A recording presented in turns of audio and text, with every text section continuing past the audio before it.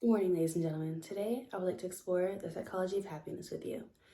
Now, what is happiness? Well, happiness is a state of well-being and content that is something most of us strive for in life.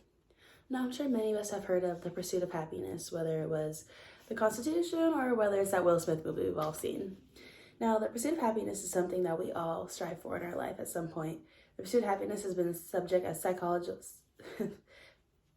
philosophical and psychological inquiry for many centuries.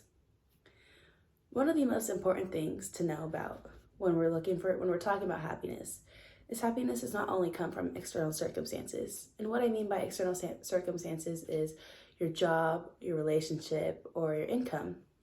Now, research has shown that only 10% of happiness is determined by our circumstances.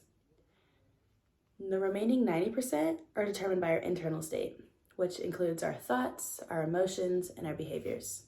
Here's a clip that I found about happiness I hope you enjoy. Getting things is not going to make you happy. That's good news in a tough economy. It's a good reminder. It doesn't matter what you get. Doesn't matter whether it be money or opportunity. All those things might excite you for the moment. Even a relationship, as magnificent it may be, might be exciting for a while. But if you don't keep growing, that relationship isn't going to stay exciting. So the secret to real happiness is progress. Progress equals happiness. And if we can make progress on a regular basis, we feel alive. And that's why at the beginning of the year, we get this thing like, okay, I can have this fresh start. I could really do what my soul desires. I could expand. I could grow. I could improve. I could change. Or maybe better than change, I could progress. See, think about that. Progress is an aliveness to it, doesn't it? You don't have to work at changing. People say all the time now, well, I'm working on changing. Don't worry about it. You don't have to work on changing. Change is automatic. Your body's going to change whether you want it or not as the years go by. And no matter how hard you work, there's going to be some changes going on there. Like you watched in that video, change is automatic. Progress is not. Change is automatic. Progress is not. People who take the initiative in their mindset and start to look at their life in a different way will see progress. The people who stall and let life pass them by will see no progress in their happiness. You have to take responsibility for your happiness. You have to own your happiness. You cannot rely on someone else to be the fuel for your happiness. You cannot rely on your friends, your family, your relationship, your spouse, your cat, your dog. No one else can fill your happiness but yourself. You have to look inside your mind and your heart, remove all the negatives from your life that hold you back, and let go of the dead weight that's holding you back. Because the second you let go of all the negative things in your life, you will start to see improvement and the progress on the happiness that you've been looking for.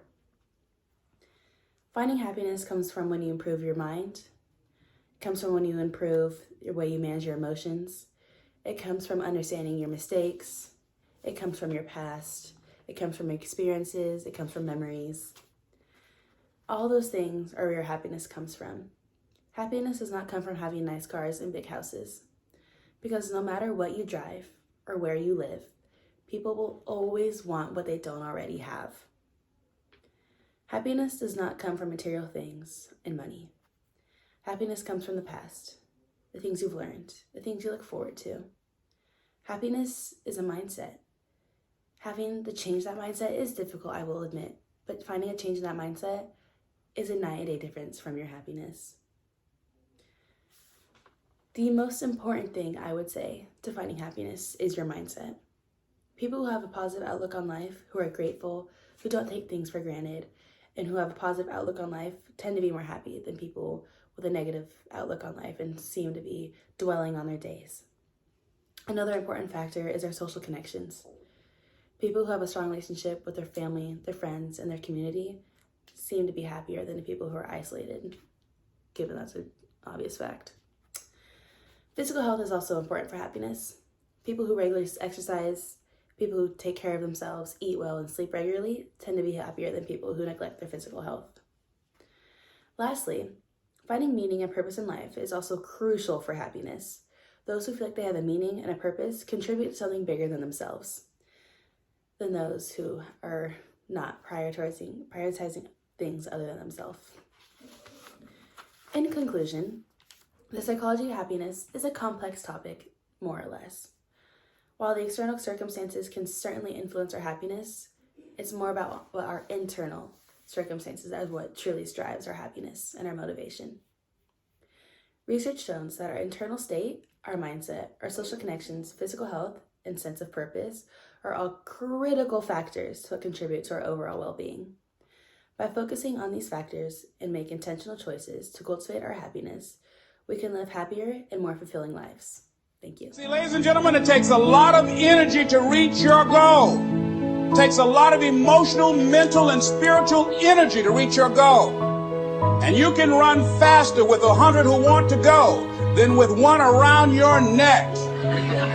So there are two kinds of relationships. Sid Simon talks about this. Nourishing relationships and toxic relationships.